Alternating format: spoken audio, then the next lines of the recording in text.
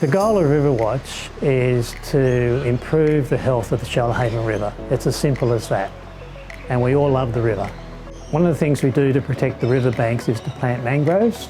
After a couple of years, once they get established, it's quite incredible how they hold the bank together. Mangroves absorb 10 times more carbon than trees. So the benefits of mangroves are quite remarkable. The restoration techniques we use can also be used on banks that have been affected by bushfires.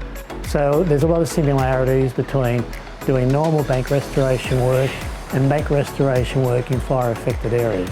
I really enjoyed working with Ocean Watch during these tours. The biggest advantage is that we've been meeting up with other community groups, and particularly the local Aboriginal leaders, talking to people that are on the same mindset, on the same wavelength, is really encouraging. And we don't feel so alone, to be quite honest with you, that we're talking to people that are all trying to do the same thing, trying to look after our environment.